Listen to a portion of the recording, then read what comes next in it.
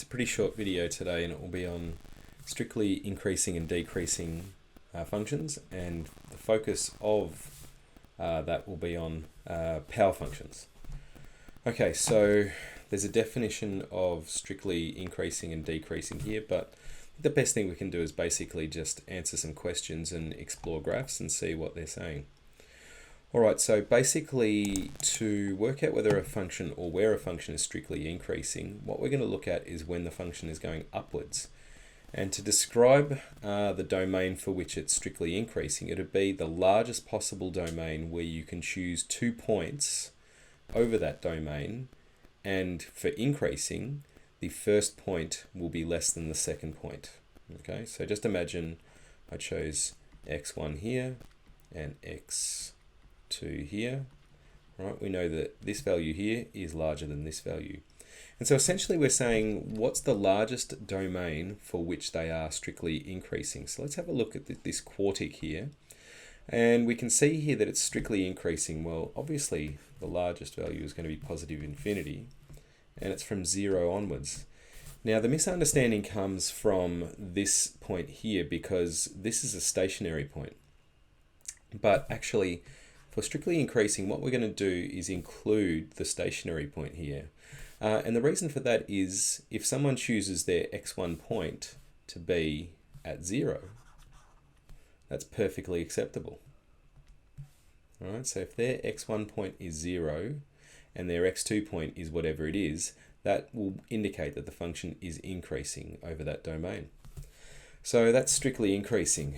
Strictly decreasing on this function here, well, we can see here that negative infinity is the smallest value, and it's going to keep decreasing all the way up to, and again, the same thing, we're allowing people to choose the 0 gradient point as the kind of largest possible value over the domain for which it's strictly decreasing. So that's that one. All right, x to the 3 is the standard cubic. So when's it strictly increasing? So we can see here it's going upwards, upwards, upwards. We've got a stationary point here, which is not what this is asking. It's not asking about 0 gradient points. It's basically saying choose a value, say x1 here and x2 here, and is this one larger, smaller rather, than this one, the y value of this point here compared to the y value of this point here. And we can see here that this will be strictly increasing over all real numbers. And because it's strictly increasing over all real numbers, it can never be strictly decreasing. All right, this one here is the hyperbola, the truncus rather. And so what we can see is it's increasing here. So from negative infinity all the way up to, but not including 0, because that point is not actually defined for this one here. So we're going to say negative infinity up to 0, not including it. Now we can see it's decreasing just on the other side of that asymptote there to positive infinity. So we're going to go 0 to positive infinity. All right, this is the one on x cubed graph, which is pretty much like a hyperbola. So we can see here it's going to decrease there and decrease there. So it's basically decreasing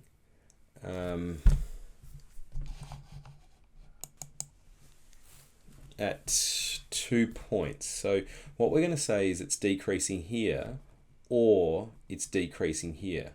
But we can't allow them to select both, like a point from here, x1, and a point from here, x2, because if we're saying it's strictly decreasing rather, then this point here should be less than this point. So then we're going to say this in 2 ways. So we're going to say it's strictly decreasing from negative infinity to 0 or 0 to positive infinity.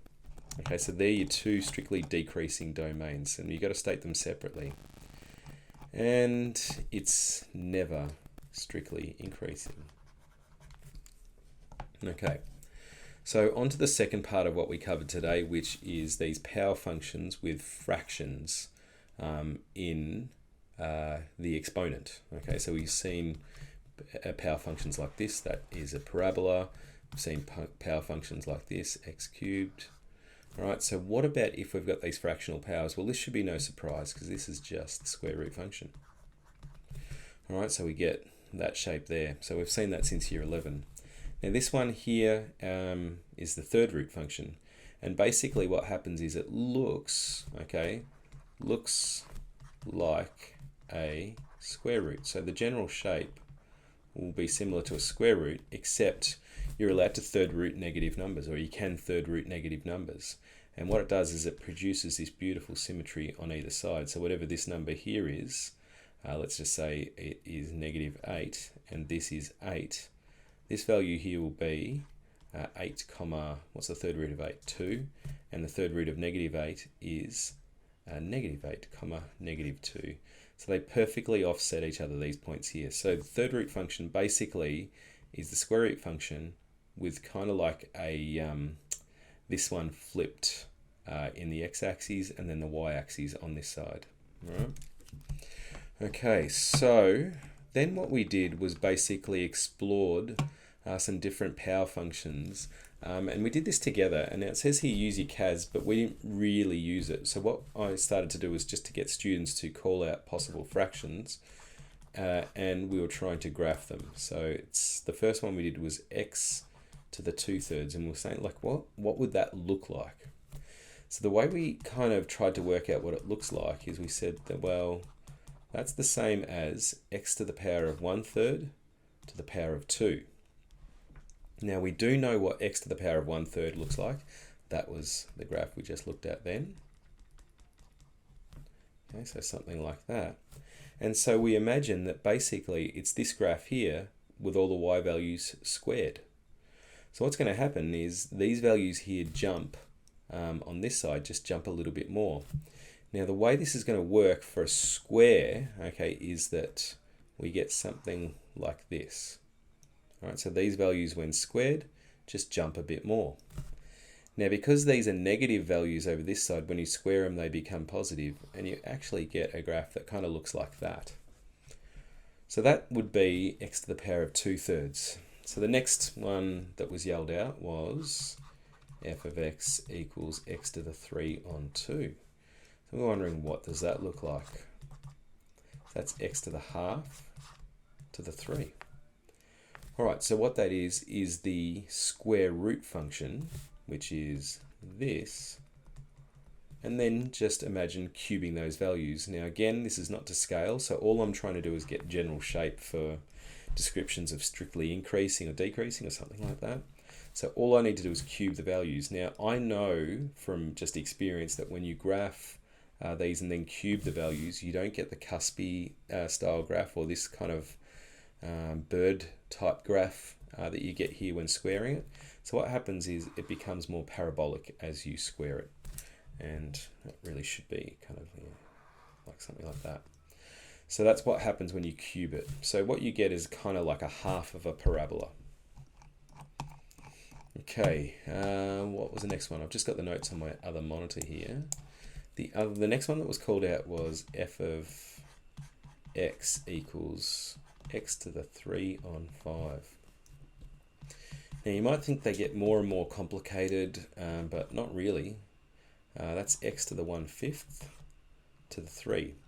Now this is what we talked about when we said in class that this is like an odd number here. Whenever there's an odd number here, its behavior is exactly like the third root function. So what we get is just a different kind of like you get the third root function, except the values will be smaller on this one compared to the third root. But because we're not going to mark any spots on the Cartesian plane, we're just going to sort of say that that's the rough shape of it. And then what happens is those values are cubed, so it's going to go up. Now because we're cubing, okay, you can cube a negative number on this side, and a negative number when cubed will still be negative. So it's going to be the mirror image of this. If I rotated that 180 degrees about the origin, okay, so that would just be there. All right, so then someone called out x to the 17 on 19, and again, really nothing too unexpected here. So that's the 19th root of x all to the power of 17. Okay, so we've got a 19th root, or the same as this one here. So the actual shape is going to be pretty much the same.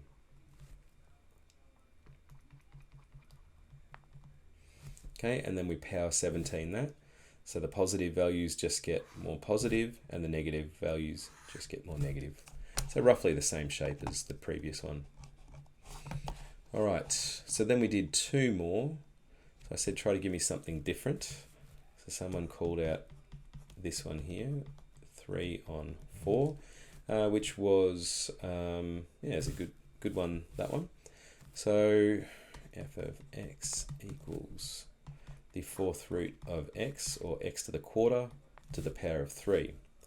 So the fourth root of x pretty much looks like the square root function in terms of its shape. So it looks like that.